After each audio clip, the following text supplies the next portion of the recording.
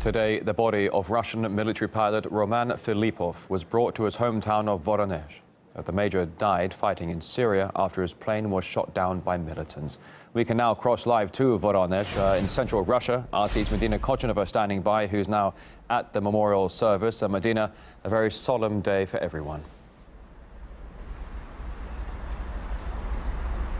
It is true. The body of Major Roman Filipov, who died tragically fighting in Syria, will be buried here in his hometown of Voronezh. And his body was retrieved from Syria with the help of Russia-Turkey cooperation and was sent this morning from Moscow. Now, commemoration ceremony is just about to begin here. And just to get here, we came through a crowd of hundreds of people, many of whom were holding flowers. Now, his family members are here, his colleagues, his friends, people that he studied with and worked with, all came here to pay their last respect.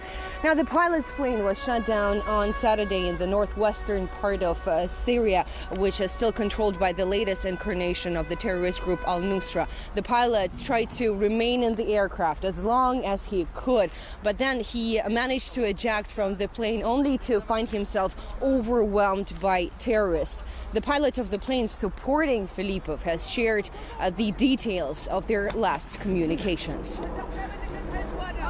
His voice remained calm when I warned him, "They're after you. Get out of there. Maneuver." "Yes, I see them," was the commander's reply. And then he said so evenly, as if it was something ordinary and unimportant, "I got hit. Hit hard. The right is on fire. Moving south, the left slowing down too." And about 20 seconds later, he added, "Call the search and rescue team." Then he ordered me to gain altitude.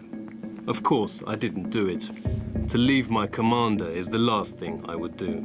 I always tried to have his back during flights, and now I had to do it on the ground while he was fighting. I stayed there and made several attacks, hit 2 vehicles that were getting closer to the olive groves where Roman touched down. I stayed until the fuel was extremely low.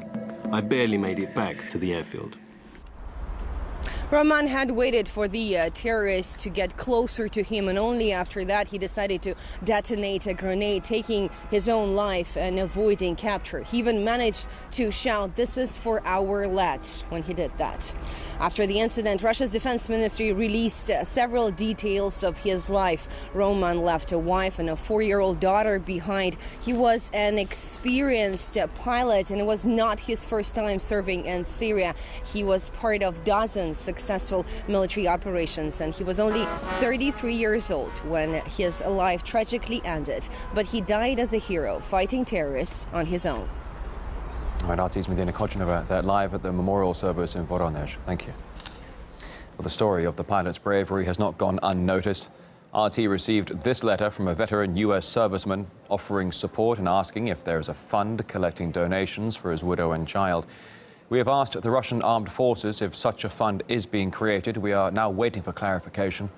Though the man who wrote that letter, Steve Sola, he gave us his thoughts on Major Filipov's story. He knew what his chances were, and he knew what he had to do. And he knew he was never going to be captured. And that's a decision he had to make. It's a very hard decision to make, but I salute him. He did what he had to do. And this was a personal decision. He knew what could happen to him. He knows what can happen to other troops and what has happened to his comrades. These are very important people to you, and you do most anything for them, even risk your life. He had to die like this, and I wonder if I would be brave enough to do what he did. He was a good man. I wish I knew him.